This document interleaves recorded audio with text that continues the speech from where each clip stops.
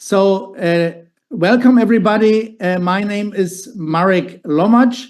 I'm a professor for respiratory medicine from Germany, and I have the pleasure to have the lecture on asthma for you. I'm very happy to support the Ukrainian students and doctors with our lecture. I'm half part German and half part Czech, so both the Czech Republic and the German Republic support the Ukraine, so we are very happy to support you in this field. And I have the pleasure to talk about asthma and the diagnosis and the treatment of asthma. And the first thing we have to bear in mind is that the therapy of asthma has changed fundamentally in the last 50 years. So 50 years ago, we treated symptoms of asthma with old medications, and now we have new medications which can prevent asthma and symptoms of asthma.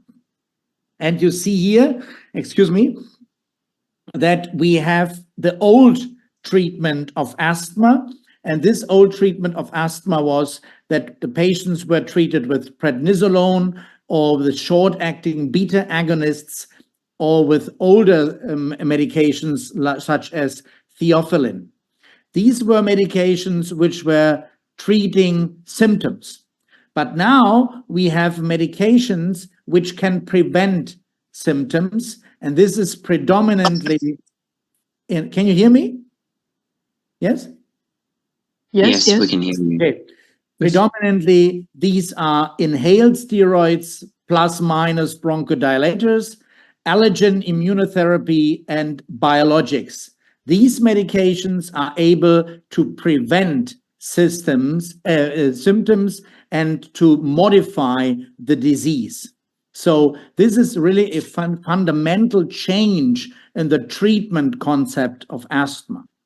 But this concept change has also now taking place in the reliever therapy, because the old concept of reliever therapy is that we give short-acting beta agonists such as salbutamol, but the future of reliever therapy is that we combine the bronchodilation with anti-inflammatory treatment, and these combinations are already existing. It's inhaled steroids with formoterol as a fixed combination, and we will get combinations of inhaled steroids with salbutamol. So these are combinations of two medications also in the reliever therapy.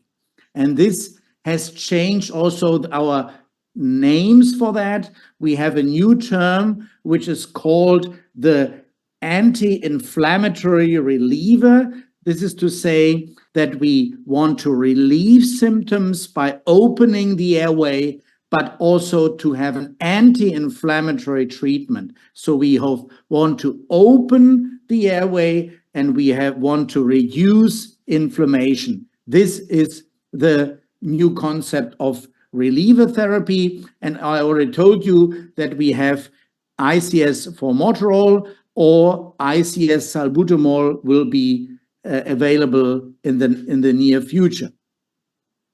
And the new term for those medications which can prevent symptoms, which can really modify the disease, this inflammatory disease, is the so-called disease-modifying anti-asthmatic drugs.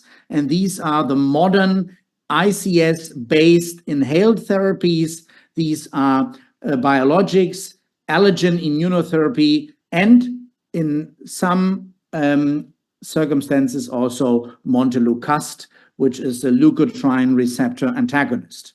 So these are medications which can really modify the course of the disease. And that means that we do not only fight symptoms like a firefighter, just always going beyond symptoms or treating symptoms. What we want to do is to prevent symptoms by early treatment with disease-modifying anti-asthmatic drugs. And this treatment can lead to a remission, which is a new term in asthma, that we induce remission and then we maintain remission. So not always going and treating symptoms, but preventing symptoms by inducing and maintaining remission. And this new term of asthma remission is more than the old term of asthma control. So we still want to control symptoms, this is clear, but we want not only to control symptoms, we want to make sure that the patients do not have any exacerbations, that they don't need any prednisolone, and that the lung function is stable. That means more than only symptom control, we want stable lung function, no systemic steroids, and no exacerbations. And if this takes place for at least 12 months, we call it a remission. So this is including asthma control, but it's the bigger term and it's the more ambitious term to get the patients into remission. And you see that the concept of asthma remission is not only first announced in the German asthma guideline in 2023, but also other guidelines like Spain, Japan, and Italy have now adopted this concept for their guidelines. And it's in the near future, you will see that also the international guideline, the GINA, will also adopt this concept of asthma remission as the general treatment goal in asthma. We have to be aware that there are three different kinds of asthma remission.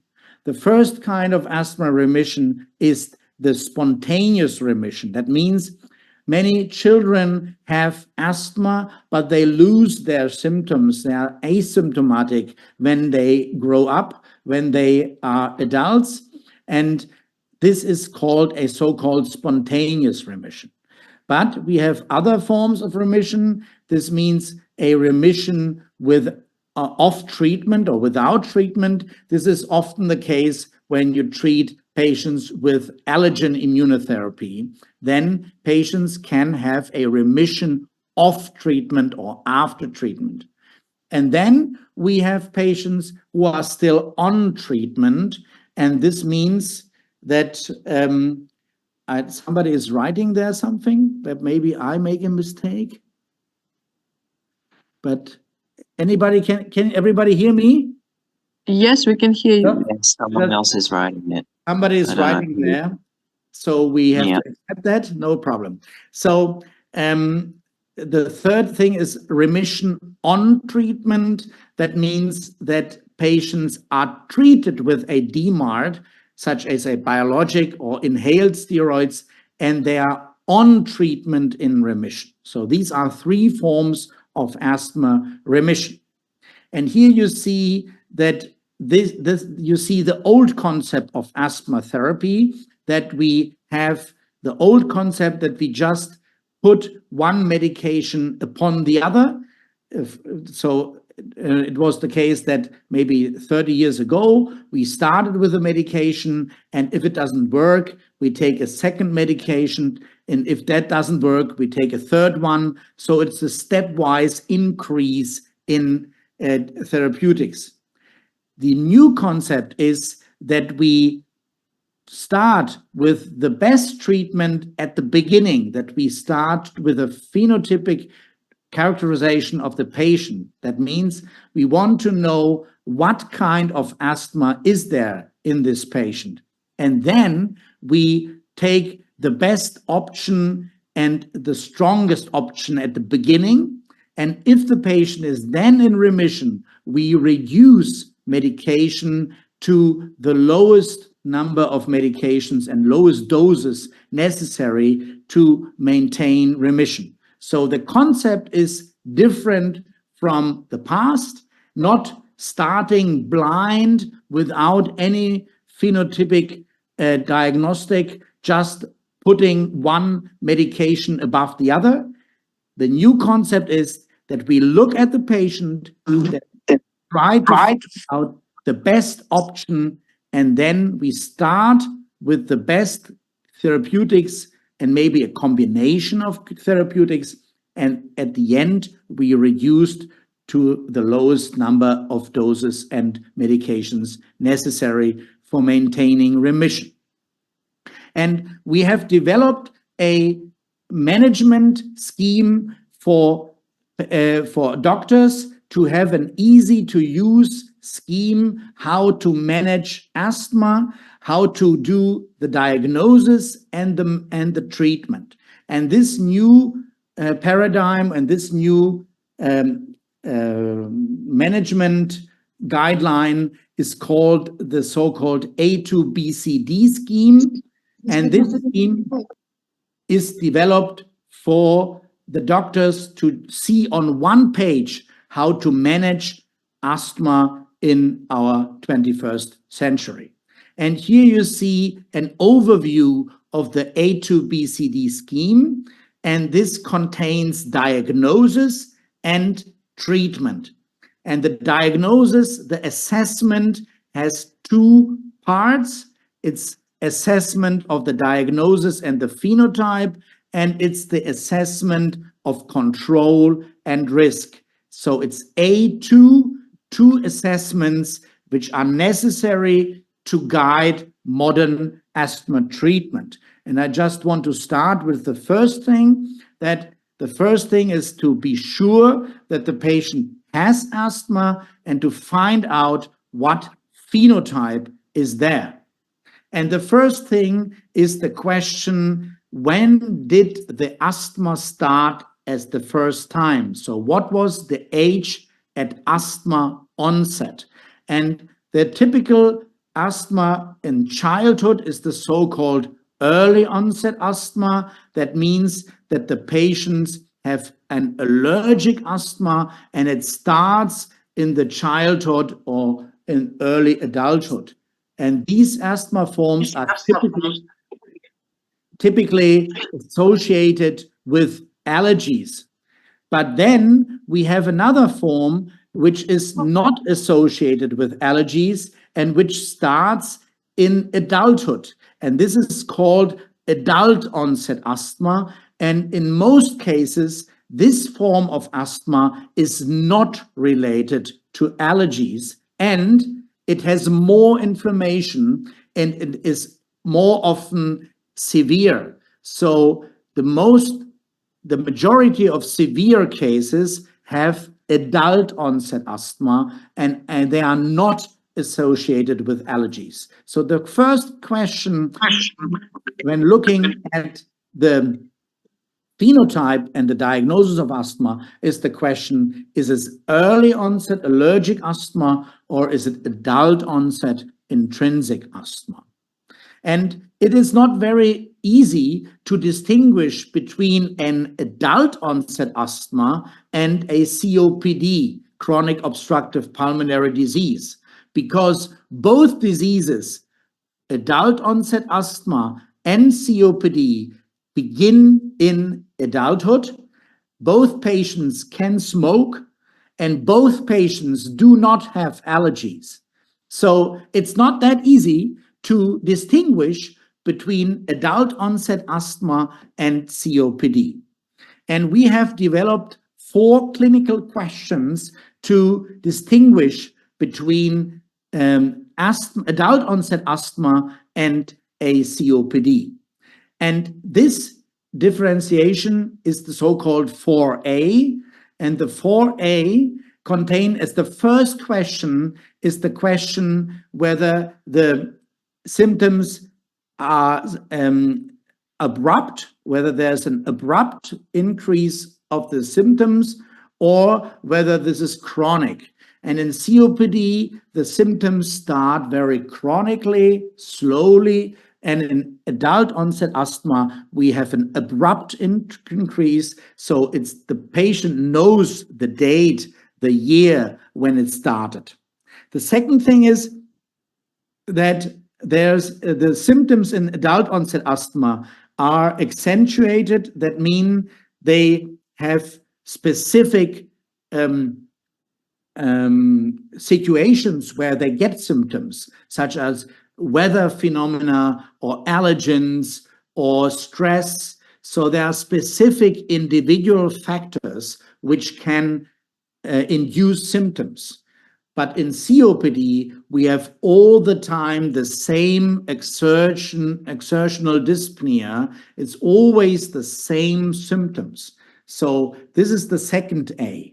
This third A is that the patients with adult onset asthma awake at night, but patients with COPD can sleep very well. And there is an old word by Francis Ruckerman, which is called emphysema sleeps well.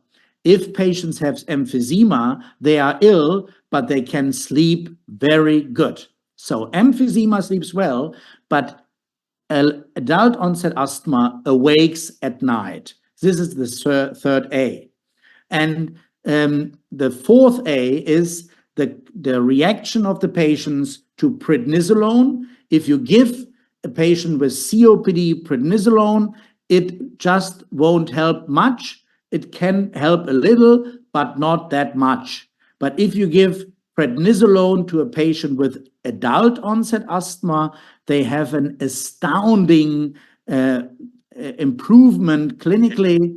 It's really much better, very fast. So if you see a patient which can react to prednisolone very rapidly, he's improving very rapidly, then adult onset asthma is very likely. So with these four questions, you can distinguish between adult onset asthma and COPD.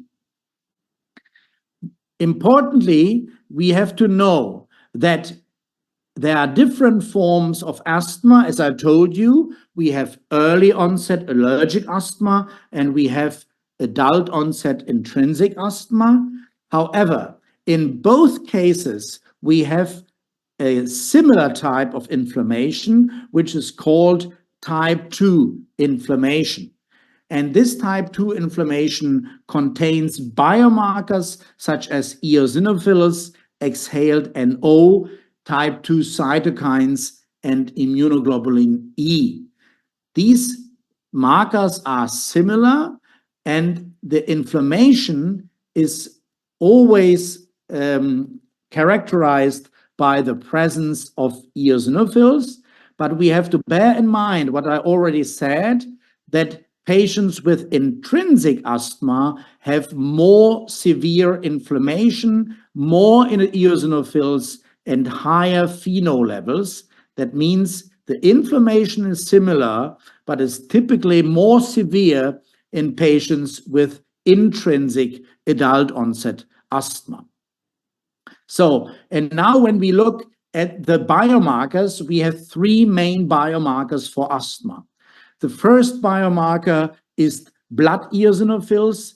That means that if the eosinophils are lower than 150 cells per microliter, it's typically normal. This is not typical for asthma, but the higher the eosinophils, the more typical for asthma. And we have a gray zone between patients without asthma and patients with asthma, but we can say that if the eosinophils are higher than 300 eosinophils per microliter, it is very good. Is it a very good fit to the diagnosis of asthma? And if the eosinophils are higher than 1,500 cells per microliter, we call it hypereosinophilia. But most patients do not have hypereosinophilia. This is some patients. The main majority of the patients have eosinophil counts between 300, 500, 600, 700 eosinophils. But this is a typical asthma marker, both in intrinsic and in allergic asthma. The second marker is the so-called exhaled nitric oxide, FeNO, and this is a point of care test that we can measure it by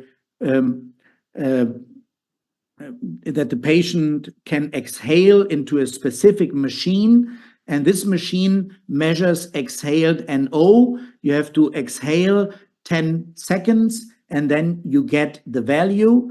And it's measured in parts per billion, ppb. And if it is lower than 20, it's not typical for asthma. And the higher the FeNO level, the more typical for asthma, and the better the response to anti-asthmatic treatment. So this is FeNO as a point of care test.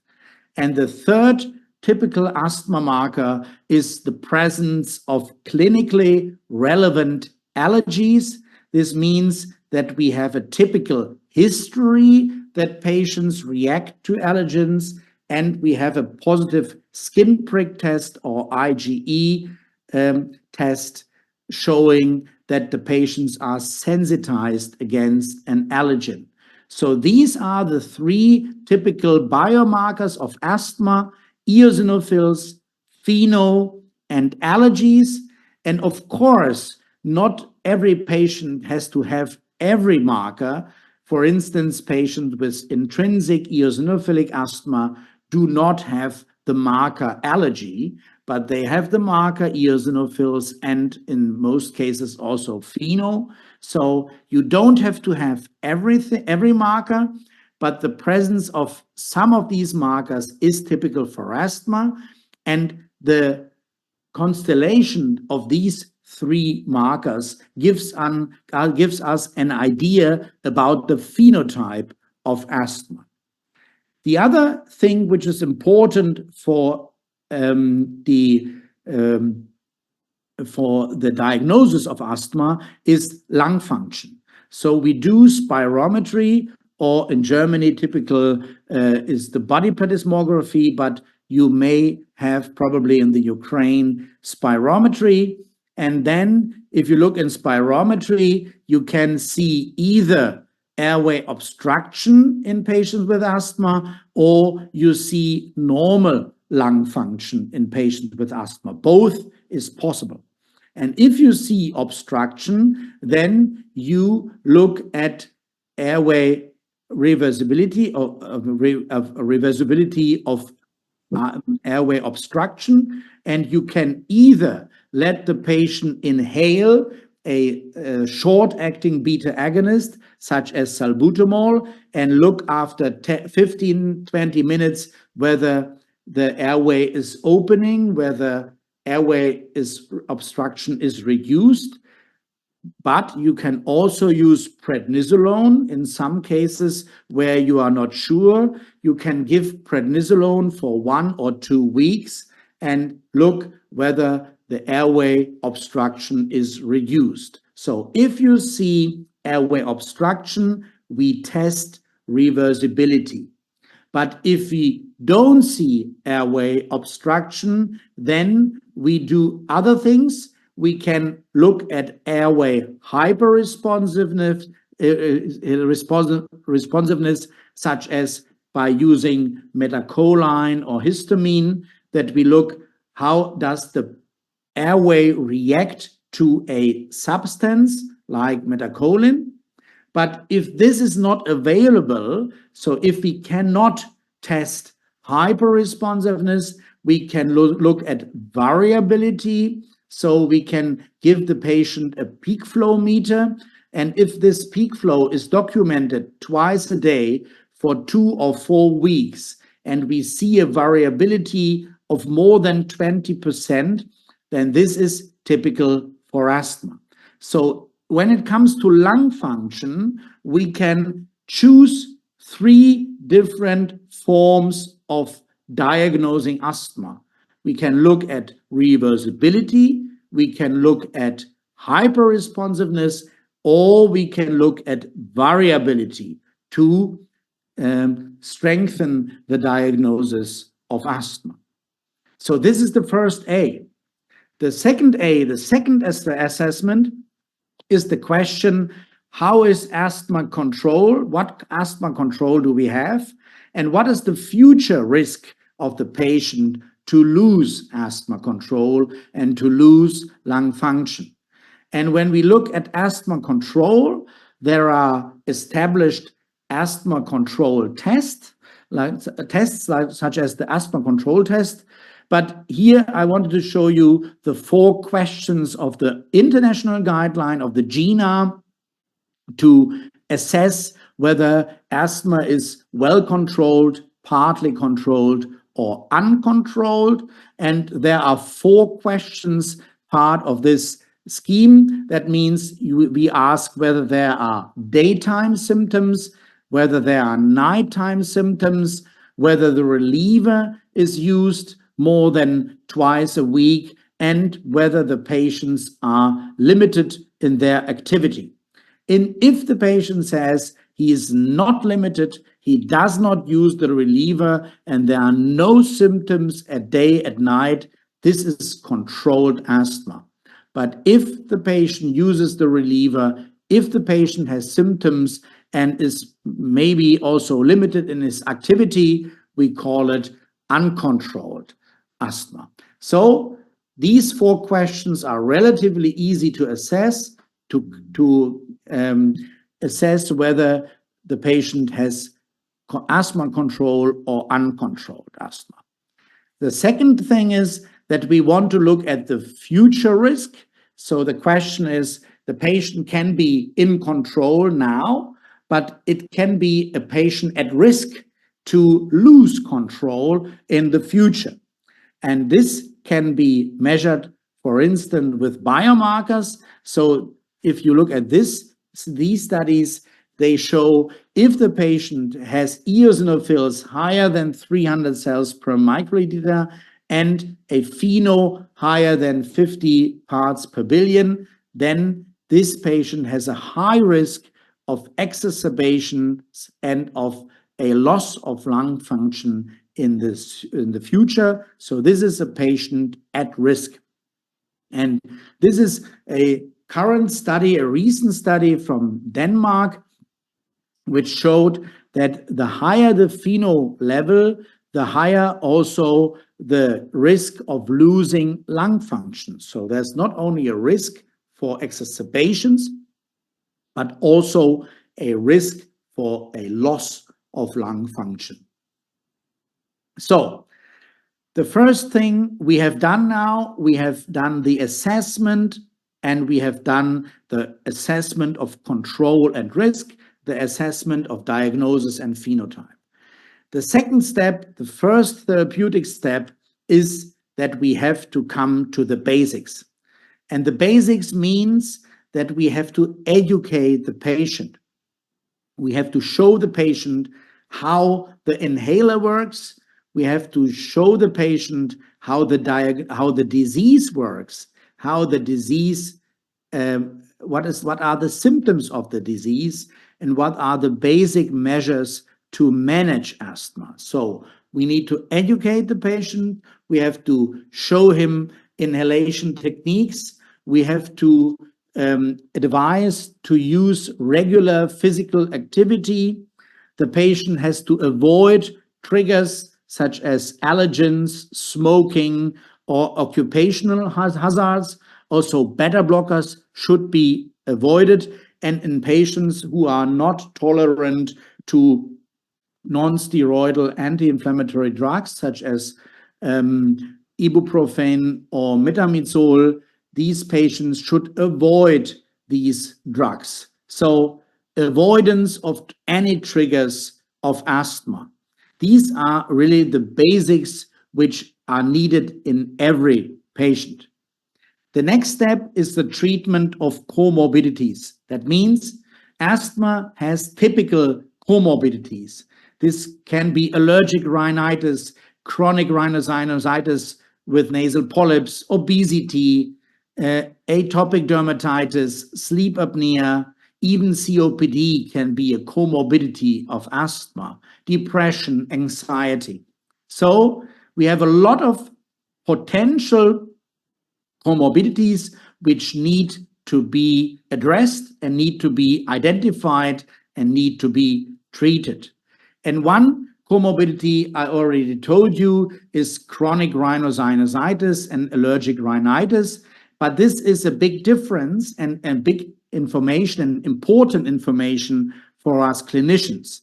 That means allergic rhinitis is typically associated with early onset allergic asthma, but chronic rhinosinusitis with nasal polyps is typically associated with intrinsic eosinophilic asthma. So if we know that the patient has nasal polyps, it is typical for intrinsic asthma. And if we know that the patient has allergic rhinitis, it's typical for allergic asthma. However, in rare cases, it can be the case that as a sequence, a patient get both diseases.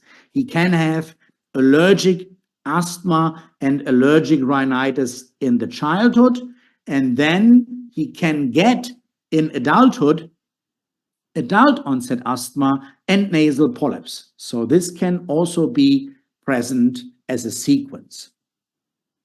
So, and after treating comorbidities or during, it can be at the same time, it can be parallel that we treat the comorbidities. We mainly have to treat the patients with disease-modifying anti-asthmatic drugs, and these are primarily inhaled corticosteroids plus minus bronchodilators, allergen immunotherapy in patients with allergic asthma, and biologics in patients with severe asthma.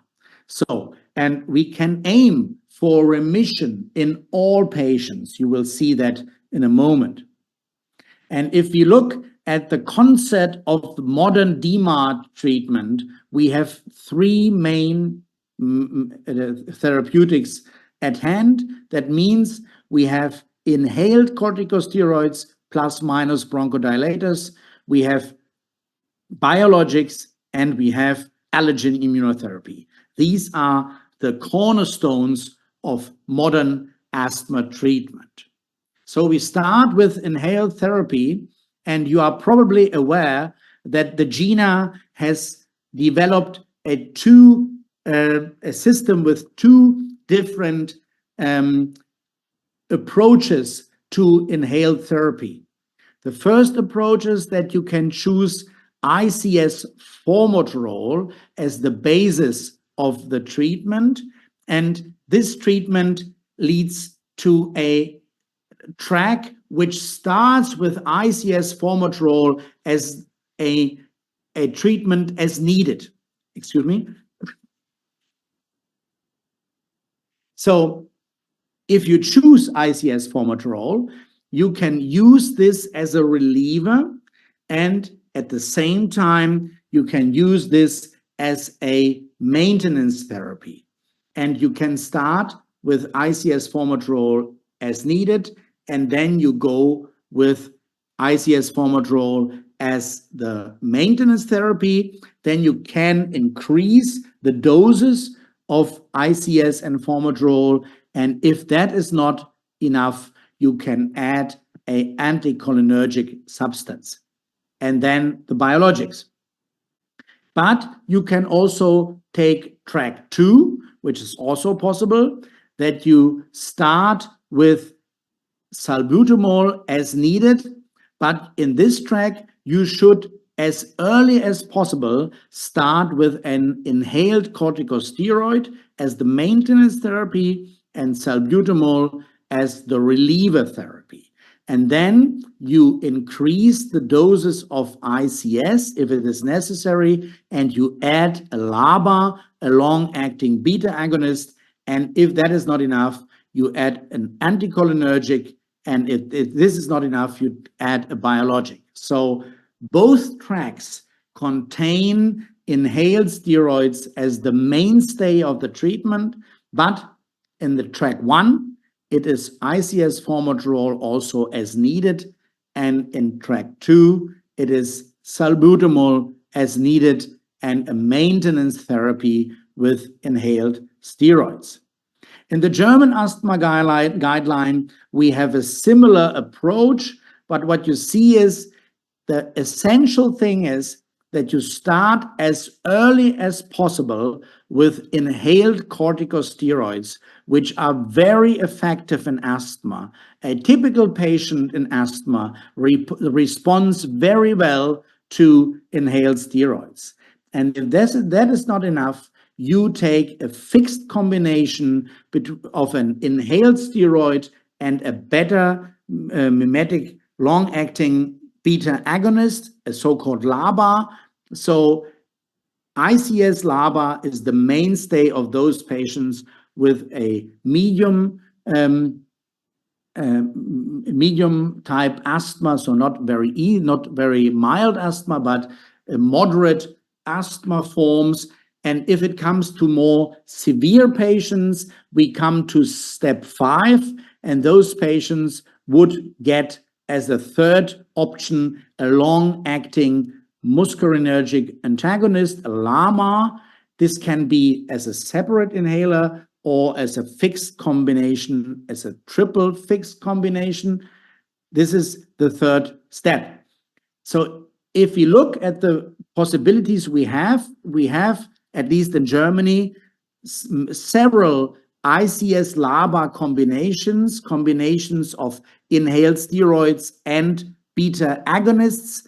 And these are fixed combinations, so they cannot be taken separately. And this is very good because a LABA should not be given alone in asthma, because this has a risk for losing asthma control. So please do not give a beta mimetic, a LABA alone in asthma. It should always be combined with an inhaled corticosteroid, and the best option is a fixed combination of inhaled steroids and beta agonists. And you see here the different names of the inhalers, the different pharmacologic information formulations, and the difference is also whether you have to inhale once a day or twice a day. So this is also very important. So you can choose, at least in Germany, which ICS LABA combination you get. The second option is allergen immunotherapy in patients with allergic asthma, which is a very good therapeutic option. And there are two things you have to think about. One option is that you do not have asthma yet, but you have allergic rhinitis. Then you can give an allergen immunotherapy to prevent asthma. But you can also give allergen immunotherapy in patients who already have allergic asthma to reduce symptoms and to reduce the need for treatment. So what are the factors important for choosing allergen immunotherapy in patients with allergic asthma?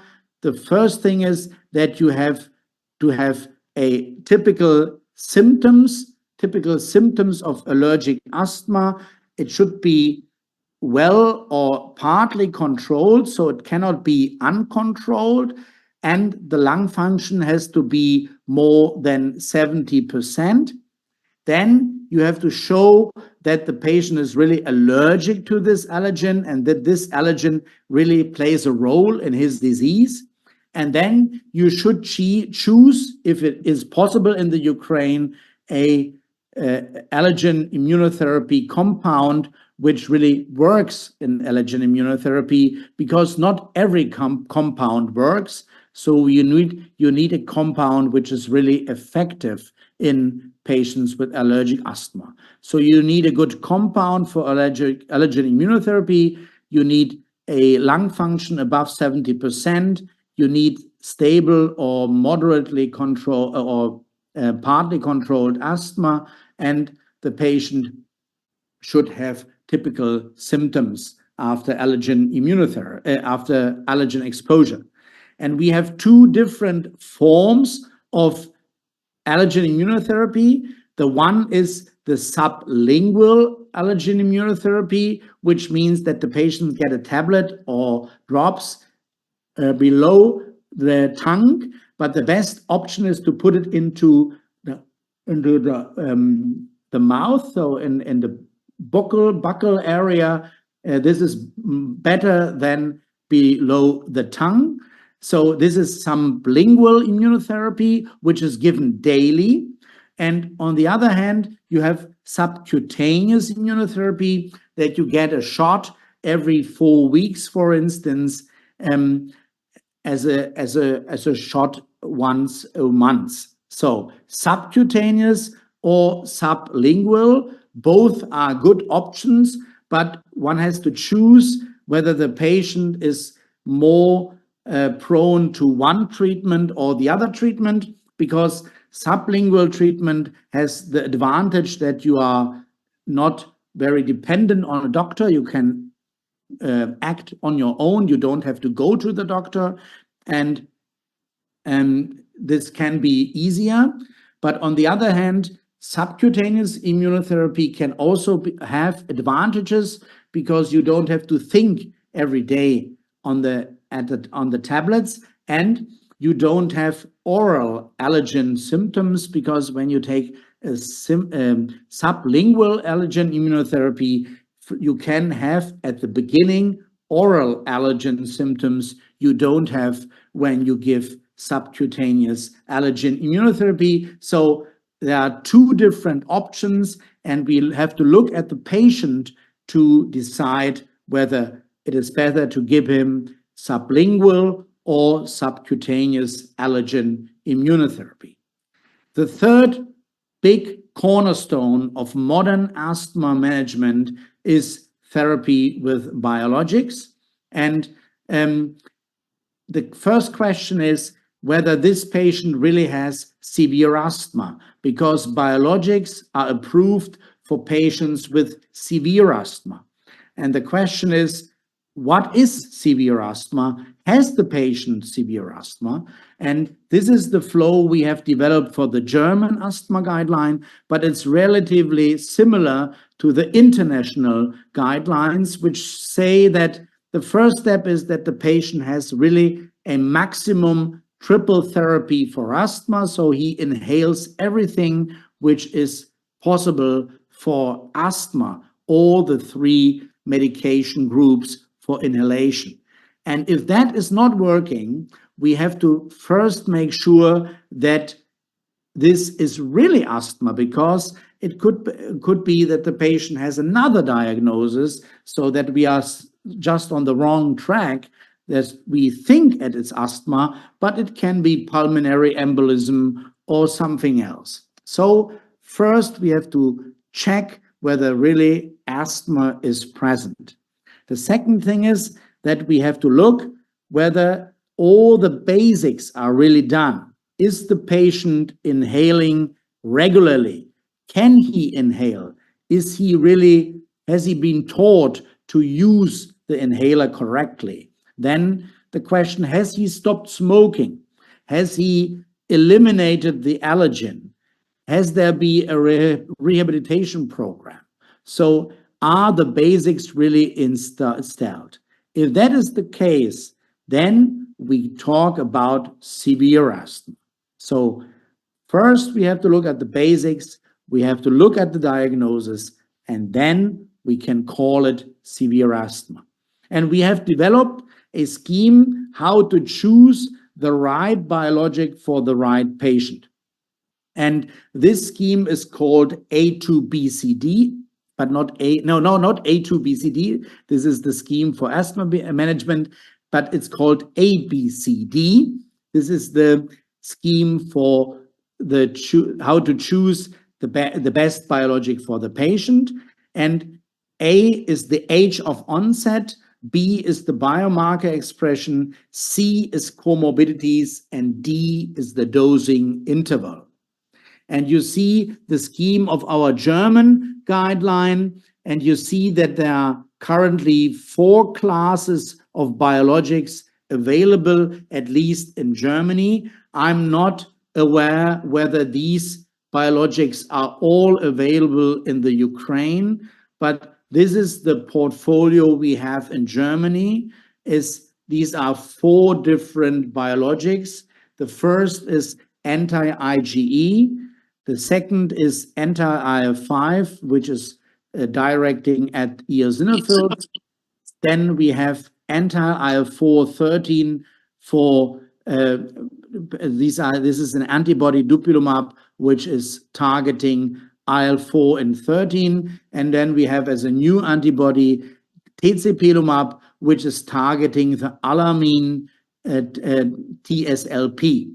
So, and this is the portfolio, but we say using the ABCD scheme, we have to look what is the best biologic for which patient.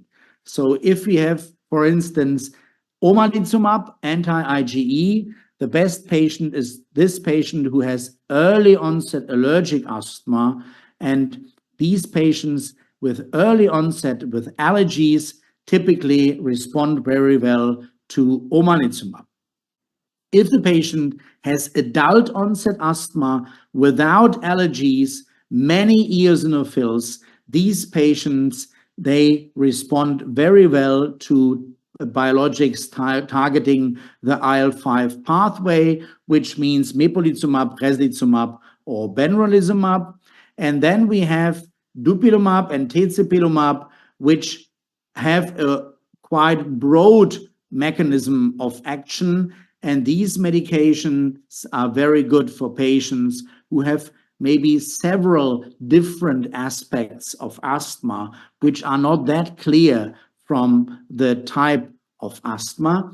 And we also have to look at comorbidities. That means not only biomarkers and age of onset, but we also have to look at comorbidities. That means, for instance, for patients with nasal polyps, we have 3 biologics. It's omalizumab, mepolizumab, and dupilumab. Or patients with urticaria, these patients respond very well to omalizumab. Or patients with atopic dermatitis, they respond very well to dupilumab.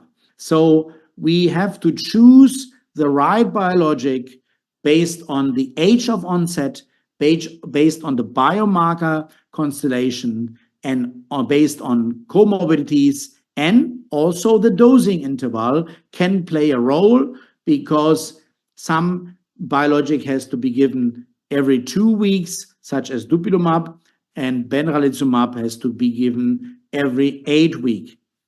One thing is also important when choosing dupilumab, that dupilumab can make a transient increase in blood eosinophils. This is in most cases no problem. But in some cases, there can be very high levels of eosinophils during dupilumab treatment.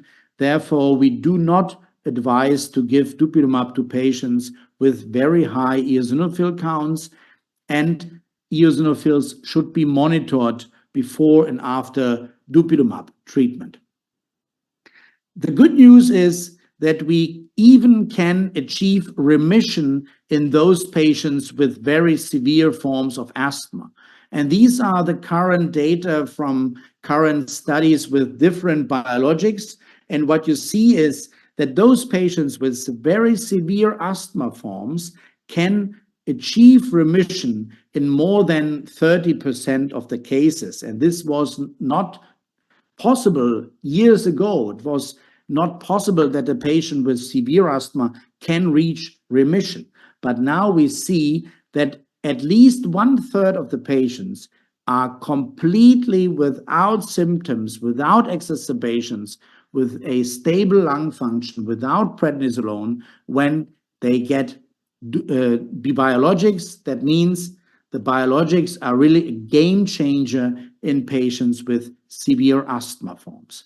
And what is very important is the question, if somebody is in remission on a biologic, can we reduce inhaled therapies because the patient is asymptomatic? And these are the results of the so-called Shamal study, which showed that the treatment can be reduced during biologic therapy. However, when we completely stop therapy, you see an increase in FeNO levels and a decrease in lung function. And this is to say that we do not recommend to completely stop inhaled therapies during biological remission, but we recommend to reduce inhaled therapies because we know that high doses of inhaled steroids do have systemic side effects, and there are also local side effects, and therefore we recommend to reduce very high doses of ICS during biologic therapy, but not to completely stop this therapy. And this is in line with the new concept of asthma treatment. I told you that we want to phenotype the patient. We want to treat the patient with the right DMARD at the right time. And then when we achieve remission, we would like to reduce the therapy. And this can also mean that the patient gets the biologic further, but that we reduce inhaled therapies. And this is the end of my talk. And I thank you very much for your attention. Thank you very much for such a nice, brilliant lecture. We have several questions in the chat. And the first question, what is the duration of a biological therapy? So how long a person should be injected by biological treatment while achievement of the some remission? So normally we have to say to the patient that this is a treatment which is for the whole time period, for lifetime. So it's not a treatment for several months only, but is really a treatment which is normally lifelong. But the question is whether this is really necessary. And what we suggest is if patients are in remission during biological therapy, we suggest to first to enhance the interval, which is also called spacing. That means that we don't give the biologics maybe every 4 weeks, but we give it every 8 weeks or 6 weeks. So if a patient is in remission, we start to prolong the interval, but completely to stop biological therapy is only possible in a small minority of patients. And therefore, we suggest to prolong intervals and only in some patients to stop the treatment if that is really working very well. But normally, it's a lifelong therapy. Thank you very much. I see Professor Lange has something to say. First of all, thank you very much for a very, very good lecture and inspiring lecture.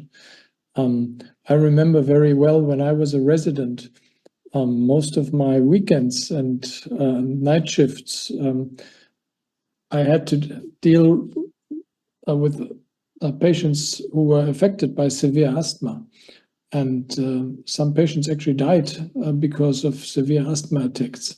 And all of this severity of the disease we hardly experience anymore in the hospital. So it seems that the tip of the iceberg is completely gone due to these novel medications. We also need to be aware that we are probably living in a little bit of a safe haven, where in some parts of the world, for example, in large parts of Africa, neither diagnostic nor any therapeutic interventions are available. So we belong in this respect to the lucky few. That's correct. Olga, there's some more questions from the chat. Yes, I see Professor Konopkina want to say something. Please. Hello? Hello? You have to unmute yourself. No? No. The possibility to see you. Yes. Yes. Yes. Thank you, dear professor, for your brilliant lecture. And I would like to say that it is very necessary for us the information about various types of asthma and so on. And I have 2 questions for you. The first, what would you say about the combination of bronchial asthma and gastroesophageal reflux disease? maybe on the onset of the disease, on the onset of bronchial asthma. Yes, so reflux disease is indeed a problem in asthma in many patients. So we see a lot of patients who have reflux as an comorbidity, as a factor which can increase the severity of the disease. And what you said is also the possibility that some forms of asthma are triggered by reflux. Yes. That means that some patients report reflux and then the development of asthma. This is not the majority. This is a small minority, but it's possible. And in these cases, it is not a typical type 2 high asthma. So this asthma type is rather induced by triggering the airway with acid. So the main treatment in these patients is, of course, to treat the reflux disease. That's very correct. I did not talk about this aspect. You are right. So it's maybe the first step in the diagnostic of bronchial asthma. Yes? Well, it's part of the initial assessment. So when we talk about the diagnosis and the phenotype of asthma, it's always necessary to look at this possible comorbidity and trigger.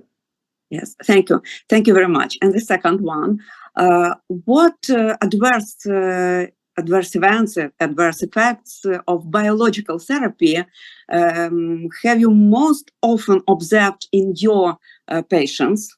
Yeah. So interestingly, most biologics do not have adverse effects. This is very interesting, and we did not expect that. So when the biologics came on the market, we thought they are so effective, they should have more side effects. But what we learned is that most biologics do not have any side effects. This is very interesting. But in some cases, there can be side effects. And this is rare, but possible. And for instance, one side effect can, for instance, be seen in patients with dupilumab. Dupilumab is a very effective biologic, but you can, in some cases, induce, for instance, a psoriasis with dupilumab, or you can induce a Church-Strauss syndrome with dupilumab. So in some cases, very rare, you can induce other inflammatory diseases because you shift the immune system from one side to the other. So in rare cases, you can have inflammatory complications. In some cases, the patient report, for instance, that they have some problems with their joints, some aching of the joints. But I would say in more than 90% of the cases, the patient do not have any symptoms, any side effects. It's very brilliant effect of this therapy. Yeah, thank you very much. Thank you very much, dear professor. Thank you. Thank you. There's another question. I see a hand. Thank you very much. Yes, we have one student want to ask, please. I have one question. It might sound stupid. Since I'm a student, I barely know, and I just done a dermatology lecture today, and I had like a little bit of a correlation to allergic reaction. And when you explained about the B phase after the assessment, like the A to B, C, D, was it? Like when you explained to the patient on the B phase about like how to avoid allergens, is it like a way to identify the types of allergen like specific to the patient? Like is there like a way to determine the allergens, like doing patch test, like allergic patch test? Is there a way that we can determine the allergen for the patient, and then we can utilize that result to say that avoid these, this, that? Yes. So part of the assessment in the A phase is that you look at possible allergens in the history of the patient. So you ask the patient whether he is reacting to cats, dogs, or to dust mites, to house dust, or to birch, or any allergen. So you have to ask the patient whether he reacts to typical allergens, and you have to name the allergens. You have to tell him that, because the patients only in some cases tell you that right away. So you just have to ask for the typical allergens of asthma, whether the patients react to that. And the other thing is that you need the prick test or the serum test for IgE to look whether there's a sensitization to this allergen. So if there is an sensitization, and if you see that the patient has symptoms when being exposed to this allergen, then we call it that this is allergic asthma. And the first thing is that we try to avoid the allergen. This is B, basics, avoid the allergens. This is not always possible, because if you are allergic to birch pollen, you cannot avoid the trees which are around the country. So there you can try to reduce the exposure, but you cannot eliminate the exposure. But if you are, for instance, allergic to a cat, you can avoid contact to cats. So some allergens can be avoided completely. Other allergens can be reduced. And this is part of the basic measures.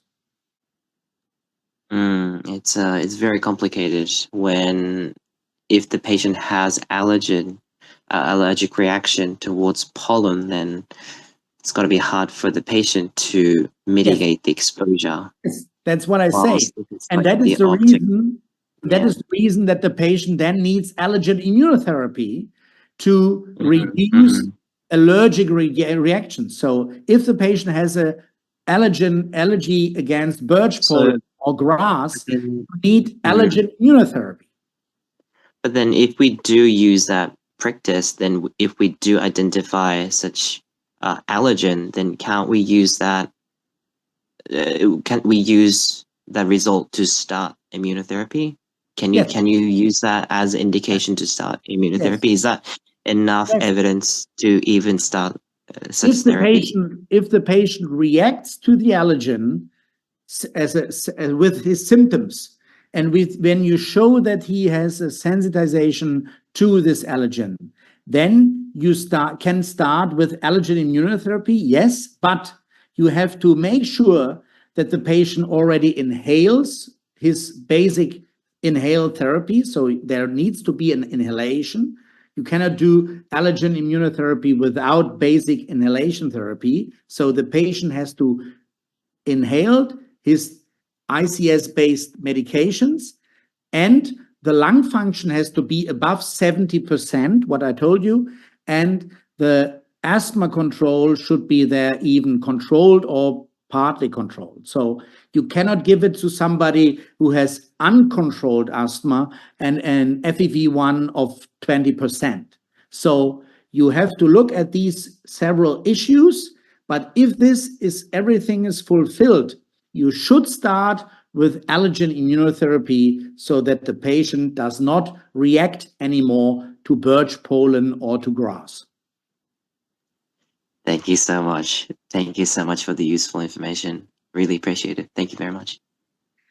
Yeah, that's another. Thank you very much. We have one question, please, Christina. Yes, I have a question about lifetime treatment. Can the body get used to the mechanism of the drug, and this drug will not help anymore? How in this situation we can behave? Yes, correct. In patients who are treated with biologics, you can, in some cases, the body can adapt to that. That means a patient can develop anti-drug antibodies. That means that the drugs, the antibodies are not working anymore because the organism produces anti-drug antibodies. This is possible. So then the the clinical effect decreases, and this cannot be measured because there are no assays available in Europe for anti-drug antibodies. So the only thing is that you see that a patient who has responded very well to a biologic, that the clinical effects are diminishing over the years. And if that is the case, you have to switch the biologic to another one, for instance, to another class of antibodies, because there are no anti-drug antibodies for the new one. So if possible, you need to switch. But I think from my experience, it's a minority of the patient who lose their effectiveness. So in most cases, there is a prolonged effectiveness of the biologics over many years. Thank you for your answer. It was knowledgeable. So are there any other questions? A second. Yes, can you hear me? I have one question. Do you use in Germany Alex test for molecular diagnostics of allergens?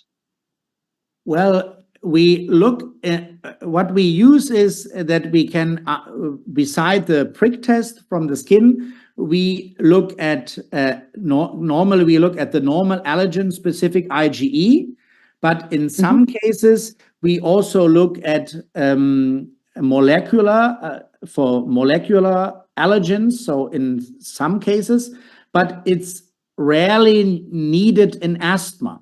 So we need molecular allergology for the question, for instance, whether somebody has a foot allergy, yes or no, or whether he is allergic against bees or wasps.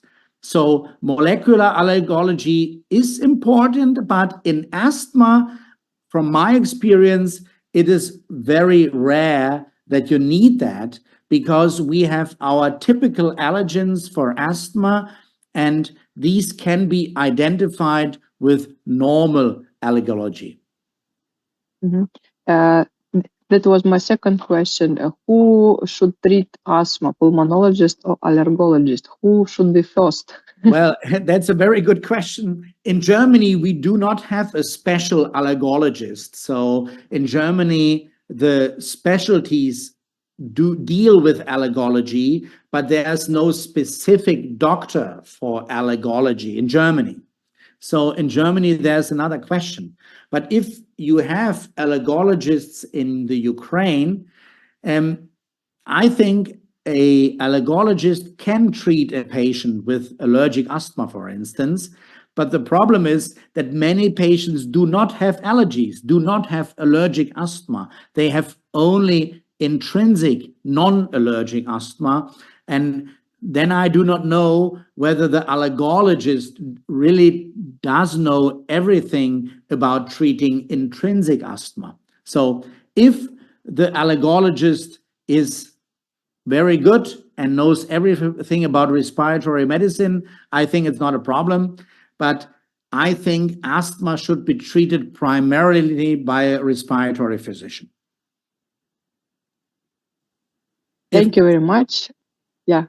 If someone has questions, please. I think no. I think we have a lot to think about, because you told us so high technology knowledge, and we sometimes we are not use it in our practice. For instance, Pheno, it's available just in several allergologist clinics, not in respiratory clinics, for instance. Okay. And, okay. yeah, and I see that one question is coming. It's also it's a little bit out of my league, so it's just general question and curiosity. How often does the new drugs come out in terms of asthmatic drugs? Like how often, since you told us that it is best, depending on the phenotypic condition, we use the best solution, best available drugs. But if we use that drugs for like prolonged period of time, like lifelong, and we develop like resistance towards specific medicine, yet the effectiveness, when we change the drugs, the effectiveness also decreases. It could be dramatically or like moderately. I don't know the differences, but and if we consider those condition, how often does the new drugs come out when we might potentially use that? Like how can I say? It's difficult to explain it in English, but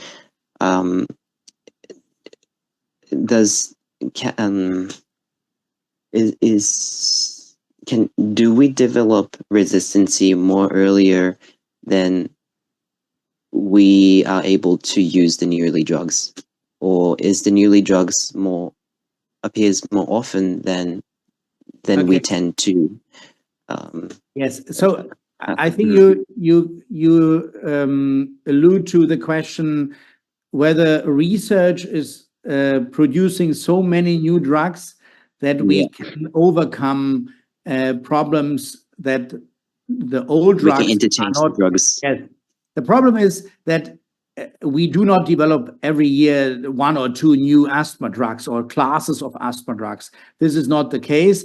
For instance, we will get a new antibody next year for anti-IL-5 treatment where you have to give the biologic only every 6 months. So this is the depemokimab. But there's not every year a revolution, and not every year we get 1 or 2 new drug classes. That is not the case. So we have to be patient. It will take a while to get new drugs. However, it is not that often that patients who do not respond to a drug after several years or months, that they lose control, or that they lose that they do not respond anymore. So that patients lose their control during the treatment is only in a minority of the cases. And then we often have the chance to switch medications, and these patients mostly respond very well. So we have only a minority which does not respond over time period, and in this minority we do have options to switch. So most likely it's not really necessary to even change. Well, no, it's necessary to develop new drugs, yes, but I think the current not necessary to think about. No, but the current portfolio is very good. The inhaled therapies, allergen immunotherapy, and biologics. Our main problem is currently, and that was also said by Professor Lange, that we do not have these medications all around the world. So there are many countries where these medications are not available, and I hope that they are available in the Ukraine, but in many countries like in Africa or in Asia, they are not available. So this is the bigger challenge, to get these medications to the countries. Right. You have the you have the right point. Yeah, that's true. Like even Professor All has said, we have limited medication in Ukraine, whilst you have more drugs availability. Yeah, that's a really good point. Thank you. Thank you very much. I wanted to make a minor comment that biologicals are very expensive. And in Ukraine, it's available to buy abroad and to bring it from abroad to us, but patients should pay by themselves. And that's why I asked about the duration of treatment. It's very, very long. You said whole life patients should every 2 weeks inject these biologicals into the organism. It's very expensive. So this is very expensive. That's correct. So if you have to pay for yourself, this is very, very expensive. So in this case, you really should try to prolong the interval as long as possible. So if, for instance, dupilumab has to be given every 2 weeks, one should try whether it is possible to give it every 3 or 4 weeks. So I think if you have to pay it on your own, which is very expensive, then you should try to prolong the intervals. And on the other hand, I think it is a call to the pharmaceutical companies that they should have other prices for the Ukraine than for the Germans, because I cannot imagine that somebody can pay that for on his own, because it's very expensive. Thank you very much. I think we already over time. So, Professor, I'm sorry about that. We had a lot of questions. Thank you very much. Thank you, all participants. Please join us every Friday. We had lectures. Thank you, Professor Lommatsch. It was amazing and brilliant, and we had a lot of new knowledge. Now we have to digest them and think about how to make our medicine better. Thank you very much. Thank you very much. Goodbye, and I wish you all the best in the Ukraine. Thank you so much. Thank you. Goodbye. And goodbye. Thank you so much. Thank you. Bye. Bye. Bye. Bye. Bye. Thank you.